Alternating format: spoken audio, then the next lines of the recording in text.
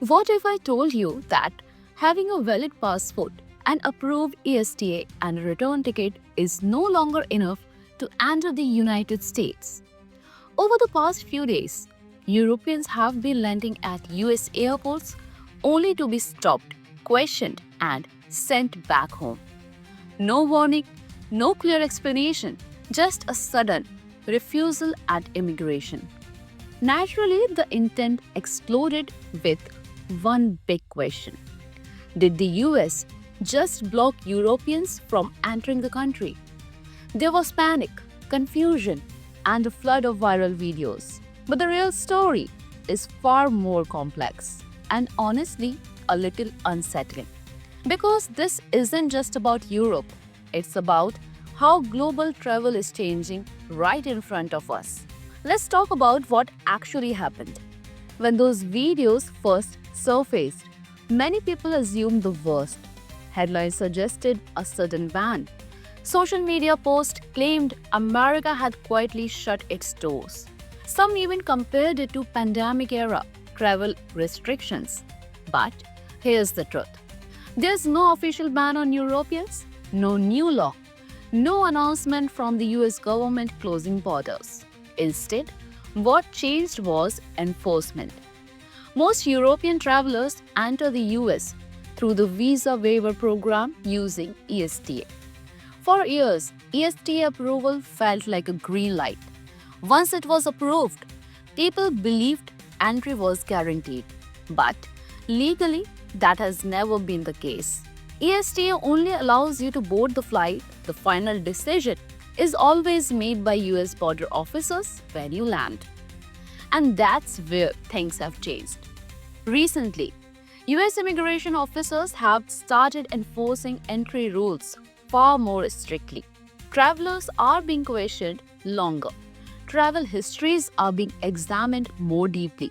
And if something doesn't add up, even slightly, entry can be denied on the spot.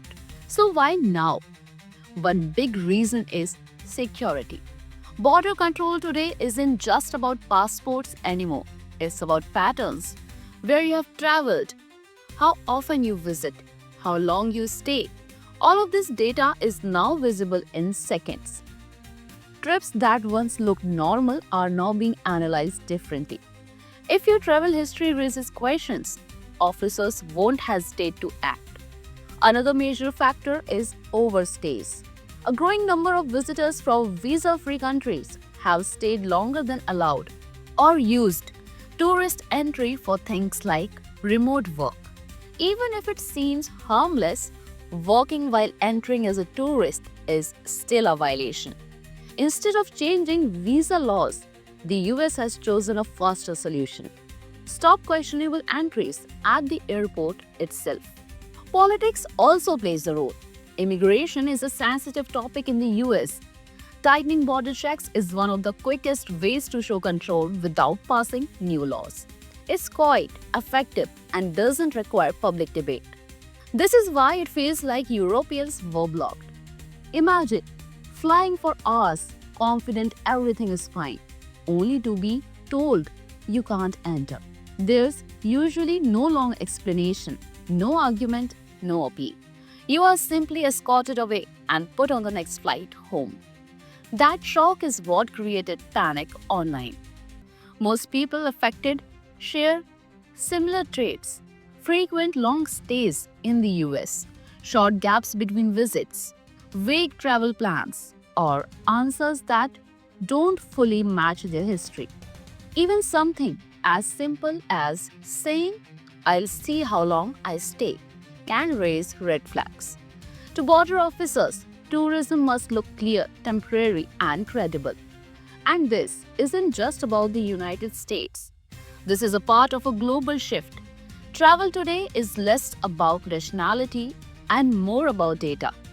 Your behavior matters, your consistency matters. Visa-free travel still exists, but it's no longer casual. Borders are becoming smarter and stricter. So no, the US didn't officially block Europeans. Millions of people are still entering without problems, but the rules are being enforced in a way many travelers weren't prepared for. And that sudden shift is what caused the confusion.